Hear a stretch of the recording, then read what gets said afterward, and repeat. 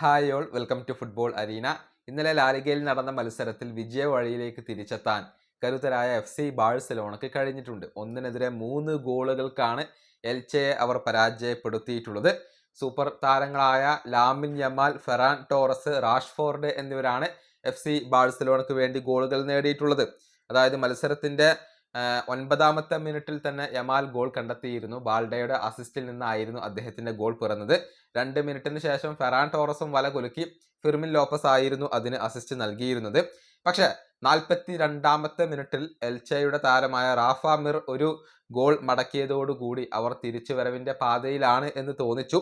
എന്നാൽ 61ാമത്തെ മിനിറ്റിൽ Marcus Rashford ഫിർമിൻ ലോപ്പസിന്റെ അസിസ്റ്റിൽ നിന്നും ഗോൾ കണ്ടെത്തുകയായിരുന്നു. ഇതോടുകൂടിയാണ് 1-നെതിരെ 3 ഗോളുകളുടെ ഒരു വിജയം ബാഴ്സലോണ സ്വന്തമാക്കിയിട്ടുള്ളത്. ഇരട്ട അസിസ്റ്റുകൾ നേടിക്കൊണ്ട് ഫിർമിൻ ലോപ്പസും ഈ ഒരു മത്സരത്തിൽ തിളങ്ങി എന്നുള്ളത് എടുത്തു പറയേണ്ട ഒരു കാര്യമാണ്. ഏതായാലും പോയിന്റ് പട്ടികയിൽ FC ബാഴ്സലോണ ഇപ്പോൾ 2ാം സ്ഥാനത്താണ്. 11 മത്സരങ്ങളിൽ നിന്ന് 25 പോയിന്റാണ് അവർക്കുള്ളത്. 5 പോയിന്റ് അധികമുള്ള റയൽ മാഡ്രിഡ് ആണ് ഇപ്പോൾ 1ാം സ്ഥാനത്ത് വരുന്നത്. ഇനി ഇന്നലത്തെ മറ്റൊരു മത്സരം കൂടി എടുത്തു പറയേണ്ടതുണ്ട്.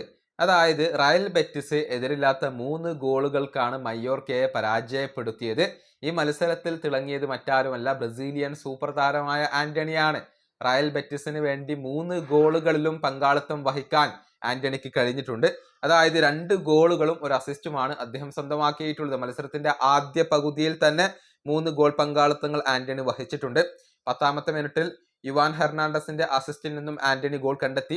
34ാമത്തെ മിനിറ്റിൽ ബെല്ലറിന്റെ അസിസ്റ്റിൽ നിന്നും ആന്റണി മറ്റൊരു ഗോൾ കൂടി നേടി. പിന്നീട് 37ാമത്തെ മിനിറ്റിൽ ആന്റണിയുടെ അസിസ്റ്റിൽ നിന്നും എസൽ സൗലി ഗോൾ നേടുകയായിരുന്നു. ഇങ്ങനെ ആദ്യ പകുതിയിൽ തന്നെ 3 ഗോളുകൾ നേടിക്കൊണ്ട് റയൽ ബെറ്റിസ് വിജയം സ്വന്തമാക്കിയിരുന്നു, അല്ലെങ്കിൽ ഉറപ്പിച്ചിരുന്നു എന്നുള്ളതാണ്.